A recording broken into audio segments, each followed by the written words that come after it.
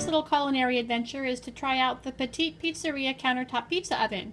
This is a little Christmas gift that I'm finally going to be able to take advantage of. And I'm going to go ahead and unbox this and we'll have a look at it.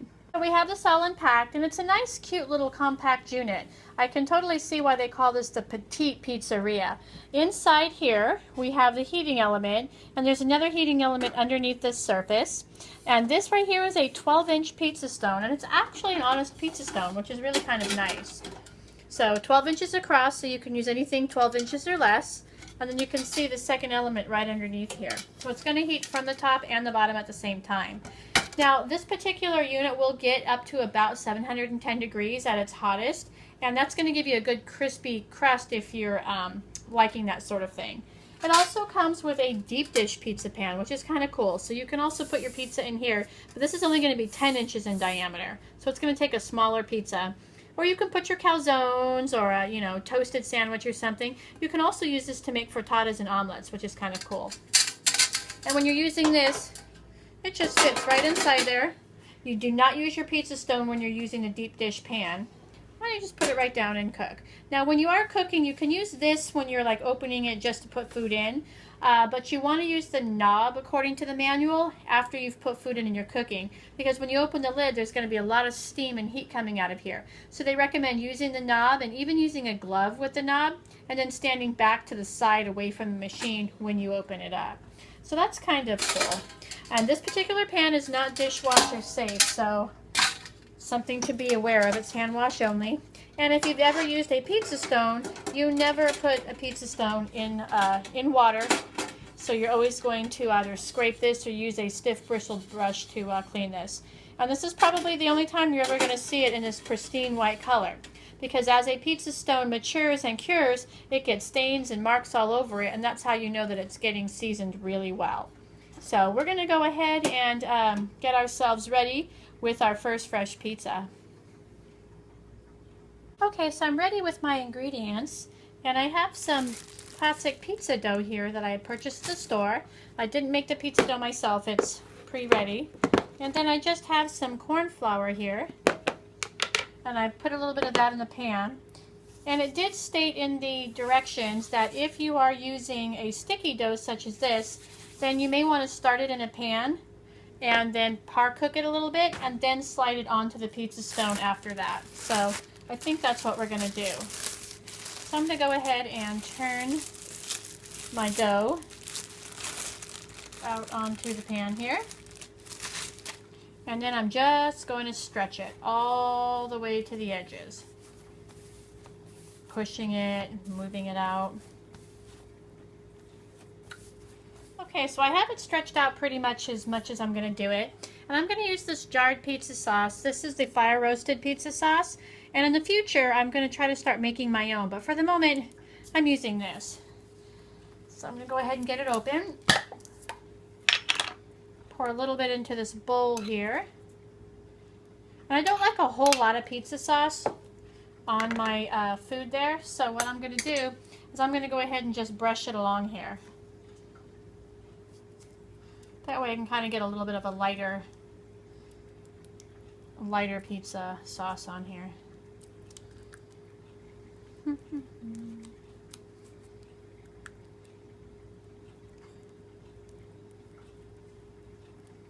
This is actually a really good way to get it on too. This is working out really well.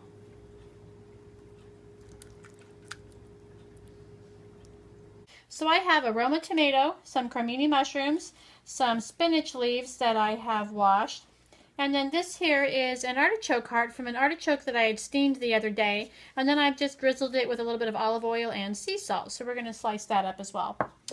I also have some goat cheese, which I think will be really good, and I'm undecided, but I might put some of this medium cheddar on there as well. I'll decide that sort of later on. The great thing about making your own pizza is you can use up whatever you happen to have in the refrigerator. So I'm going to go ahead and start slicing our tomatoes.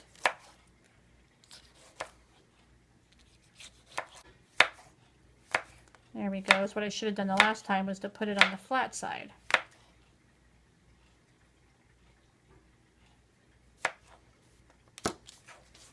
And I'm going to put my spinach leaves on whole.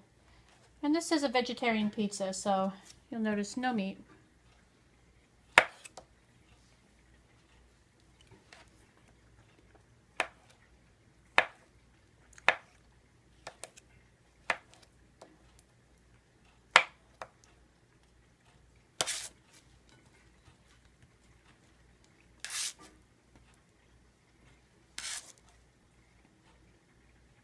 All right, I think we're going to be ready to go ahead and get our pizza started in just a few minutes here. Let me move this out of the way.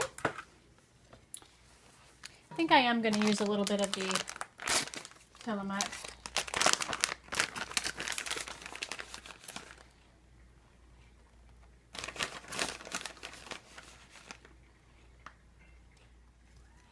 I really like fresh pizza, so it's been something I've been doing quite a bit of experimentation with. So far things have come out okay, but I haven't been absolutely wowed by anything yet. So I'm very hopeful about this. Put some of these mushrooms on.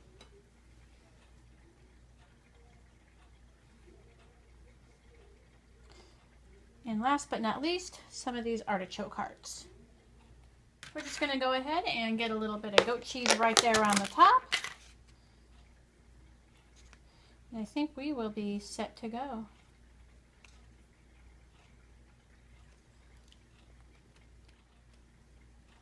Okay, that looks good.